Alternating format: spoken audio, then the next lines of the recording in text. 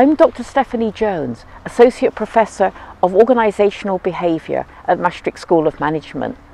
And in January 2016, we're launching an EMBA in Sports Management. I'd like to share with you a case study on competitive sailing racing as an illustration of leadership in the sailing world, which has become very popular. Now, the race I want to talk about is the Rolex Middle Sea Race. It's been going since 1968. There are about 120, 130 boats in the race. It goes around Sicily, south of Italy. It's about 600 miles. It takes about 4 or 5 days. And it really puts the crews and the captains of the boats under a great deal of strain. And it's a real good example of showing how leadership skills can make the difference between winning and losing the race. Anyway, you can learn an awful lot about leadership taking part in a race like this, and especially as the skipper or leader yourself. And what I've done is I've thought through 7 challenges which show either good or bad leadership in such an event as a major sailing race, where you can encounter very heavy weather, sick crew, and all kinds of problems where people are really being taken to their limits in competitive sailing. So, first of all, challenge number 1 for the leader is to plan and strategize the race and to allocate tasks to each of the crew members and make use of all their talents. If you don't do this, you're not going to be successful. Secondly, the second challenge for the leader is to plan all the equipment, the clothing, the food, everything on board, so that everyone is warm and well fed and all the equipment is working and the ship is running, the boat is running as efficiently as possible.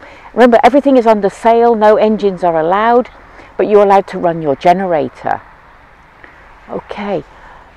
Thirdly, a good skipper will delegate to the crew members as much as possible based on their talents, make use of everybody's ability and empower them to keep a lookout for what's happening.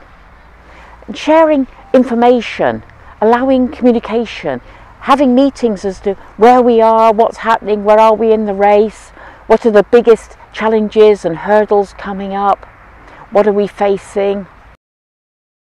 The last 3 of these challenges, first of all, sharing hardships. Now, in a 5-day race, when everybody's on watch, you might be on a 3 hours sleeping, 3 hours working, 3 hours on standby, then it's quite tiring and you're always sleep deprived.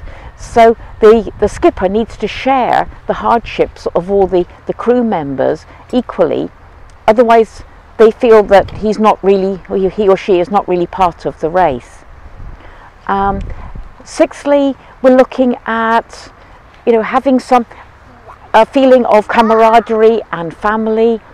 Now, during a race, when people are off watch, they may miss their families and they may want to call home.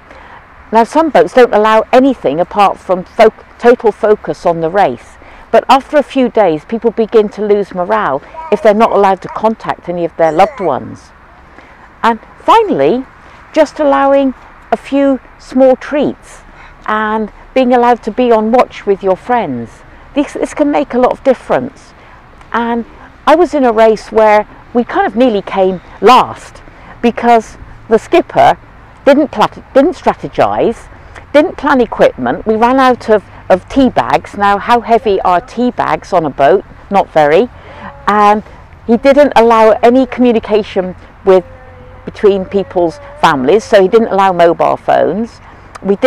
Nobody was told where we were or how we were getting on in the race until we turned up back at the port and finished up last. And didn't allow couples and people who were great friends to be on watch together in case they were talking too much and not looking out, which, I mean, has a point, but it actually meant that everybody was very lonely and miserable. And didn't allow any drinks or smoking or sweets or any little treats. So it was not a happy ship. And you've got to have a happy ship to win races. I think that's the leadership challenge.